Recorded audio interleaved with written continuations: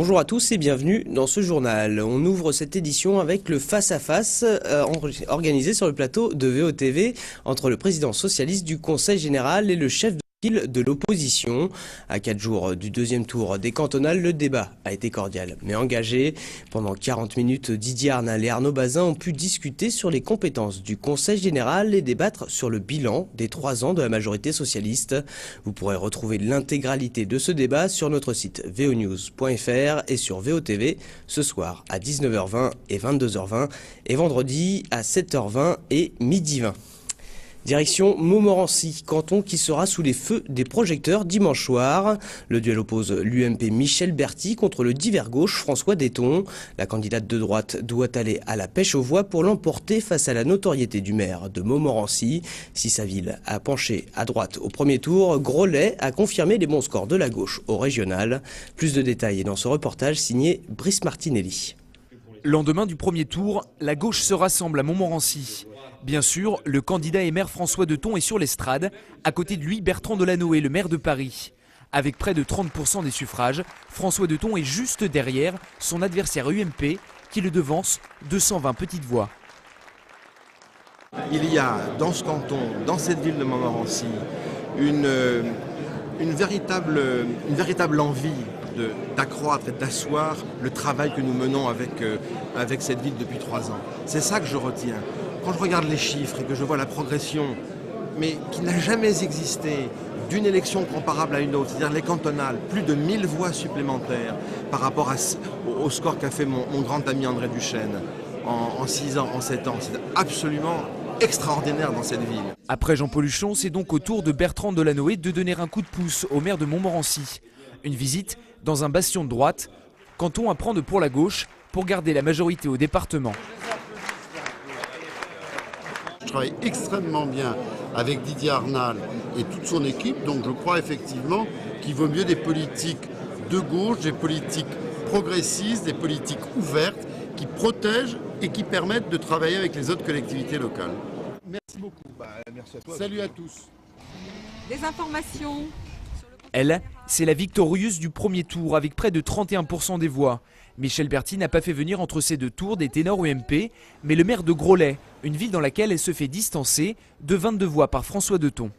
Il a pensé qu'en faisant venir tous les ténors de Paris, est-ce que c'est vraiment des soutiens?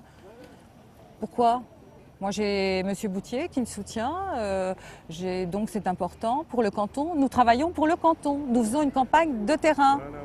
Donc les ténors de Paris, pourquoi les faire venir? Il a besoin de ça pour réussir dimanche?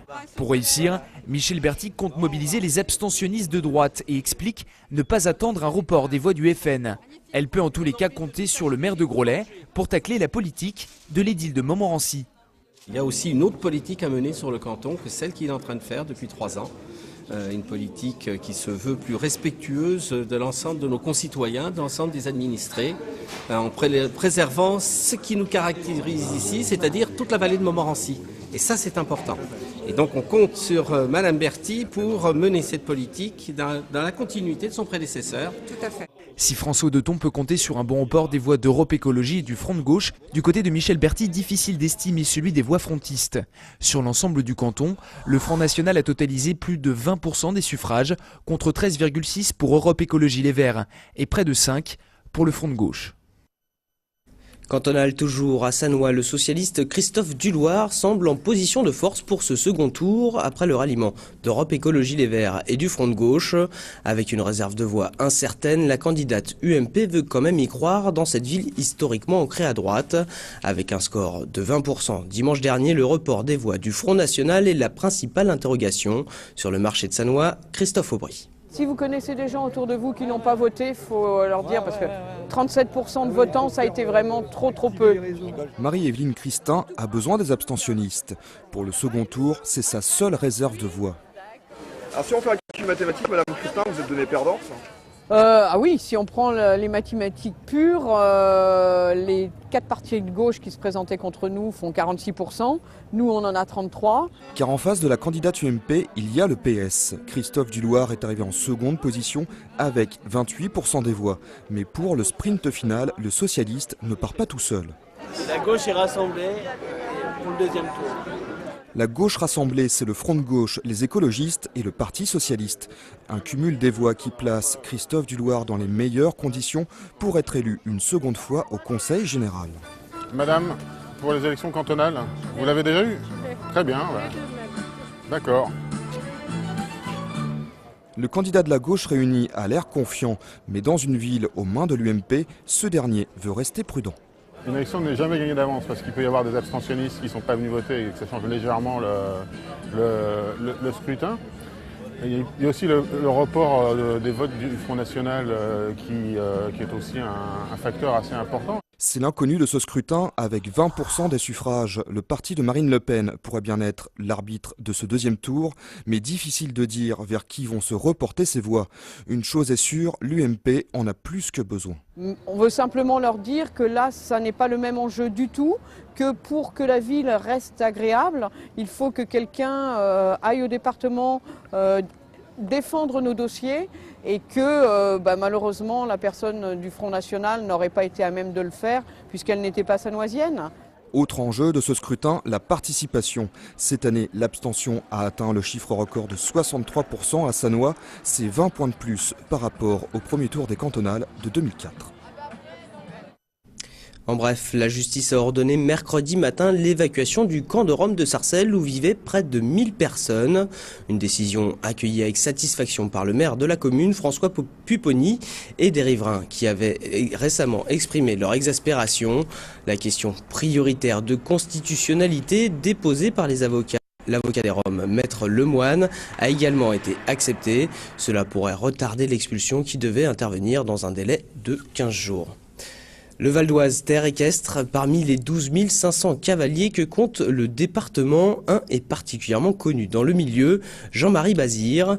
Il a fait de sa passion son business. À seulement quelques kilomètres de la forêt de Chantilly, c'est dans ses écuries que Romane Delahaye est allé à sa rencontre. Né sur un poney ou presque, Jean-Marie Bazire s'est en tout cas passionné dès le plus jeune âge pour les équidés qui n'ont depuis plus quitté sa vie.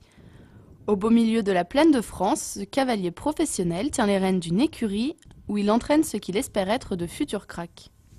La majeure partie sont des jeunes chevaux que je forme pour la compétition ou pour moi après avoir une relève sur les chevaux que j'ai à sortir en concours ou des chevaux que je forme pour ou des propriétaires ou des chevaux pour faire du commerce. Lorsqu'il n'est pas à cheval, Jean-Marie coache ses cavaliers. Pour lui, être proche de Paris est une chance, la moitié de ses clients sont parisiens. Je suis installé ici depuis 10 ans.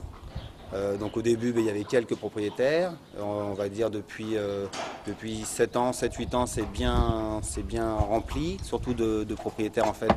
La plupart de mes propriétaires font du concours complet. Et donc toutes les années, on essaye de représenter déjà et les écuries et le 95 dans les championnats nationaux. Donc que ce soit dans les amateurs en individuel ou par équipe.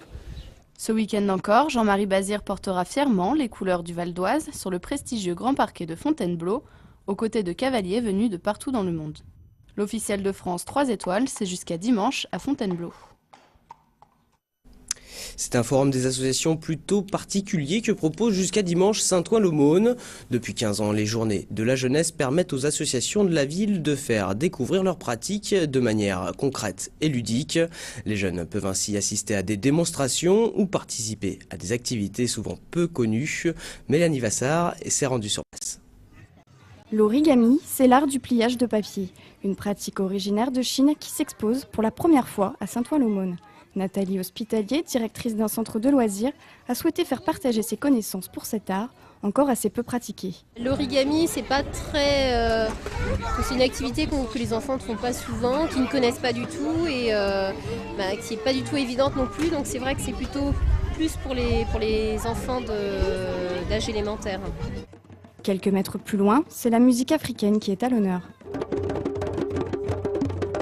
Kamara Sori est professeur de djembé. Il est venu faire découvrir son atelier de percussion pour les enfants de tout âge. C'est adapté à tous les âges puisque à partir de 5 ans déjà, on peut apprendre le djembé. Le djembé est un instrument qui aide beaucoup à s'initier. Du coup, c'est quelque chose qui berce. Donc ça s'en va avec la vie. Avec ça, quand on a une petite occupation avec le djembé, ça peut aider dans la vie au niveau de ses activités. Jusqu'à dimanche, d'autres activités telles que le squash, les échasses urbaines et le basket seront proposées aux jeunes Saint-Ouen. Peut-être une occasion pour certains de se découvrir un talent caché. Voilà, ce journal se termine. Merci de l'avoir suivi. L'information continue sur veonews.fr. À demain.